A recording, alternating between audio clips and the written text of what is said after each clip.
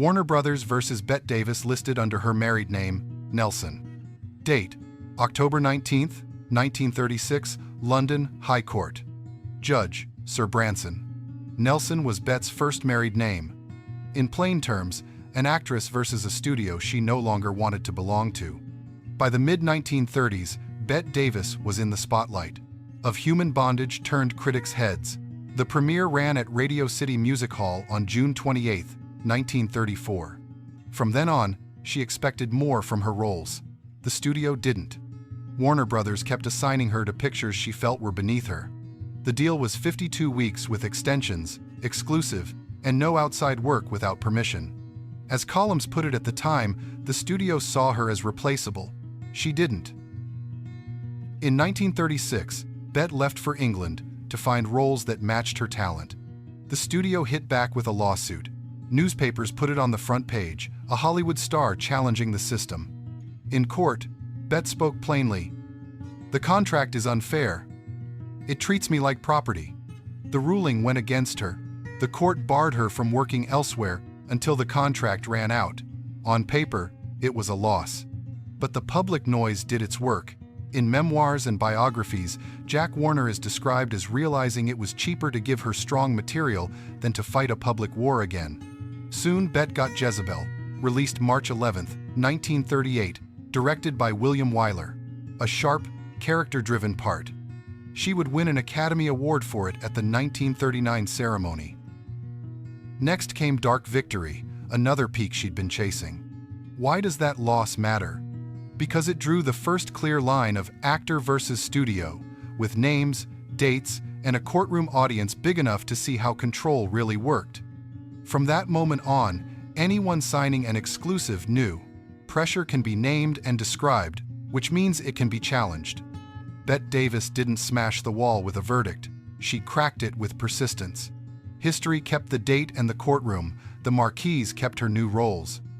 It's a rare case where a line in a court record echoes in a line on an Oscar. And after that, many understood one thing: you can fight back. Next comes the story of an actress who didn't just challenge the studio. She changed how long a contract could last.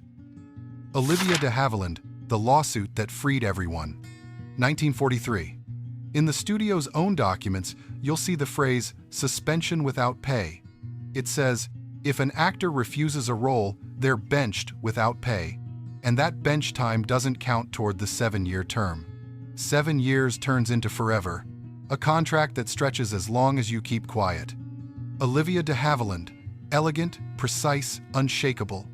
To the world, she was Melanie from Gone with the Wind, Atlanta premiere, December 1939. To Warner Brothers, she was an artist whose term could be extended again and again. Columns at the time said Jack L. Warner believed the rules were on the studio's side. Olivia said, "Enough." August 1943. De Havilland files suit against Warner Brothers for abusing suspensions and dragging out the deal. In colleagues' retellings, it's simple. She refused cookie-cutter parts and wanted the right to choose. They called it naive. She called it justice. The case reaches the California Court of Appeal, 2nd District. By late 1944, the ruling goes her way. The press nicknames it the De Havilland Law. The point is simple, not technical. A personal services contract cannot run longer than 7 calendar years. Not working weeks. Not after suspensions. Calendar years. Court materials cite Section 2855 of the California Labor Code. Dry on paper, electric in effect. What did it mean day to day? No more forever deals. No more invisible chains. Overnight, hundreds of actors could see a real end date in their paperwork. According to biographers, studios scrambled to rewrite their boilerplates, and agents started talking about rights as loudly as they talked about money. The names on the line were Olivia de Havilland and Warner Brothers, but others stand in the wings. Jack L. Warner, columnists at Variety and The Hollywood Reporter, writing about the precedent of the decade, and lawyers who had propped up suspensions for years. Their formulas no longer worked. Olivia didn't shout. She stood her ground. "I had to stand up," she later said. "Fear can't decide my future." Her lawsuit put a date where there used to be a semicolon. It gave actors a calendar instead of chains. And in old Hollywood, where contracts ruled everything, one signature changed the industry quietly but for good. When contracts finally had an end date, who stepped up next to own the movies, not just star in them? Kirk Douglas, the star who took control. In the 1950s, a new kind of pushback began. Kirk Douglas, sharp, driven, unstoppable, was done living by other people's rules. He didn't want a better contract. He wanted ownership. In 1955, he formed Bryna Productions, named for his mother, Bryna. On the openings, you'd see a simple line, a Bryna production, a quiet sign of who was calling the shots. The first loud proof came with Paths of Glory 1957, directed by Stanley Kubrick, a war drama with no fake heroics. It showed Douglas was willing to risk his image for stories he believed were honest. But his biggest strike at the old order came a little later. In 1960, Spartacus Universal Pictures hit theaters. Kubrick directed again. Edward Lewis produced on set. The screenplay was by Dalton Trumbo, a writer on the Blacklist. In memoirs and interviews, Douglas is the one credited with insisting the real name be used in the credits, not a front, not a pen name. On the screen, in plain letters, screenplay by Dalton Trumbo. News reports at the time mentioned pickets outside theaters. By many accounts, that credit became a turning point in ending the quiet erasing of writers. Douglas put it simply, he wanted control not only over his roles, but over which stories got told. Through Bryna, he proved an actor could be the owner of a project, not just the face on the poster. After Spartacus, more stars set up their own companies and demanded a real say in their films, from the choice of material to the final cut. It stopped being a lone gesture and started looking like the new normal the industry had to accept. After Douglas's producer power comes a woman who demanded the same rights and put her name over the story. Marilyn Monroe, beauty with a contract revolution. In the early 1950s, Marilyn Monroe was everywhere, the smile, the voice, the dream. But behind the window display, life looked different. 20th Century Fox paid her less than male headliners and kept handing her picture postcard roles. She wanted depth. The studio wanted a mold. In 1954, Marilyn walked out. "Until I'm treated as an actress, I'm not coming back." The papers called her difficult. The public called her brave. In 1955, a new letterhead appeared, Marilyn Monroe Productions. Her partner was photographer-producer Milton Green.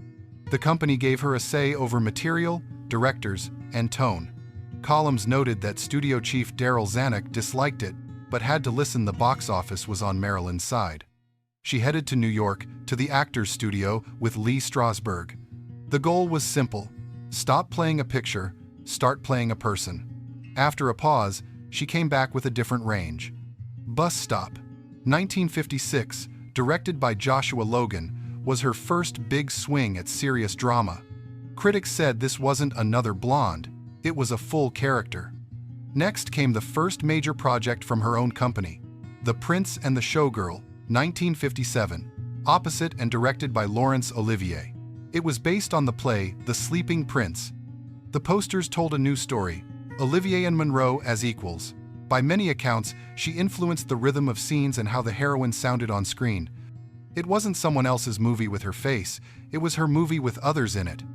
In 1956, the studio signed a revised deal with her higher pay and a real voice in creative calls.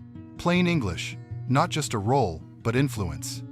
"I'm not a decoration. I want to be taken seriously," she said, and it stopped being a slogan. It became practice. Her steps showed women in Hollywood that independence isn't a male privilege, it's a right you fight for. Marilyn proved a star can be an author, not just the face on the poster, but the person who decides what story her life becomes on screen. After her "I'm not a decoration," it's time to sum up. What did that no cost, and what did it give everyone else? Legacy. The price of saying no. Freedom here has dates and names. 1936. Headlines about Warner Brothers versus Bette Davis Nelson. 1944. Olivia de Havilland's win. 7 years means calendar years, no endless suspensions. 1955. The opening card, a Bryna production. Kirk Douglas taking responsibility for the stories on screen. 1960. The credit. Screenplay by Dalton Trumbo and Spartacus says out loud what people used to whisper. 1955 to 56. The Marilyn Monroe Productions letterhead, study at the Actors Studio, and a new deal with a real voice in decisions. On the posters, she's not just the face, she's a co-author. You didn't just feel these choices in courts and offices. You saw them in theaters, in the credits, in the programs, in the columns of Variety and The Hollywood Reporter. By many accounts, after these moves, stars asked more often for a share, for script approval, for clear language in their deals. Old Hollywood ran on control. The new one grew out of refusals. Every no made someone else's yes more possible. And when the names roll across the screen, remember, part of their finest work lives in those opening cards and in the contracts that change the rules for everyone.